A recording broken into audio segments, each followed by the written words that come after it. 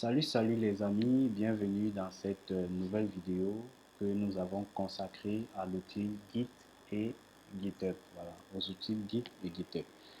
Très bien, donc dans la dernière vidéo, nous avons vu comment faire notre premier commit. D'accord? Donc, nous avions un projet en local et nous avons envoyé tout le code qui se trouvait dans ce projet sur GitHub. Donc, désormais, tout mon code est sécurisé, tout mon code est disponible sur GitHub. Du coup, je n'ai plus besoin du fichier d'origine à ce niveau. Donc, je vais tout simplement mettre ça dans ma corbeille. Voilà, très bien. Donc, je n'ai plus besoin du projet. D'accord. Mais comment est-ce que vous allez faire ce que je peux vous dire, c'est que moi, généralement, je travaille en fonction des sprints. D'accord, je travaille en fonction des sprints. Et pour presque chaque sprint, je crée une nouvelle branche sur laquelle je vais travailler. Lorsque j'insère une nouvelle fonctionnalité à mon projet, je crée une nouvelle branche sur laquelle je vais travailler. Donc, la branche que nous allons créer, ça sera pour la modification de ce README. D'accord, on va essayer de modifier le fichier README. Ok. Donc, je vais créer une nouvelle branche. Donc, je vais dans branche et à ce niveau, je vais taper README. Voilà, README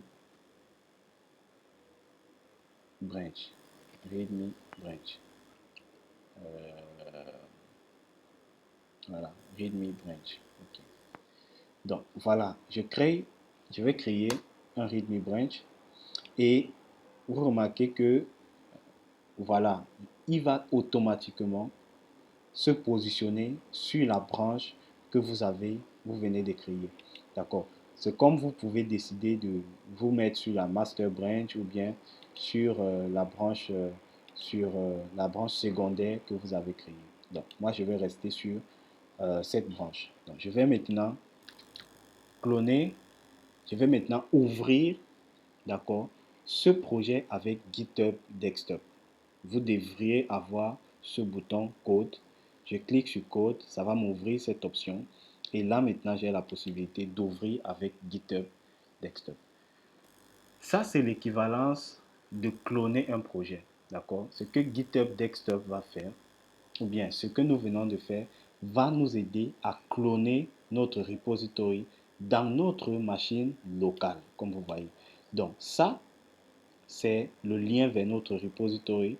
Et ici, c'est l'emplacement dans lequel le clone sera créé. Parce que je vous ai expliqué lors des premières vidéos que lorsque vous allez travailler sur votre projet en utilisant Git et GitHub, vous allez principalement travailler sur un clone.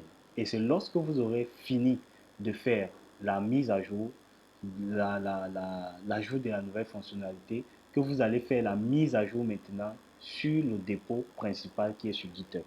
Donc ici, nous allons cloner notre projet. Donc je clone le projet. Et là, GitHub Desktop va faire le nécessaire, va exécuter les commandes qui, n'est-ce pas, sont destinées à cloner notre projet, etc., etc. D'accord. Et là, nous devrions trouver nos deux branches. D'accord.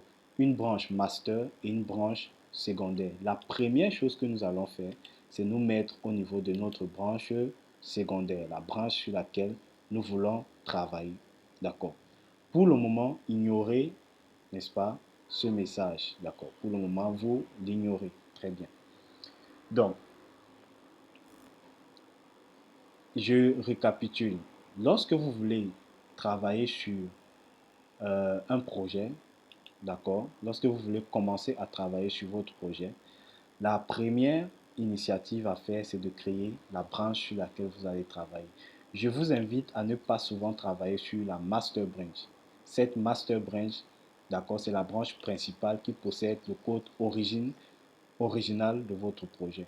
Je vous invite à travailler sur une branche qui est parallèle, d'accord, à votre projet.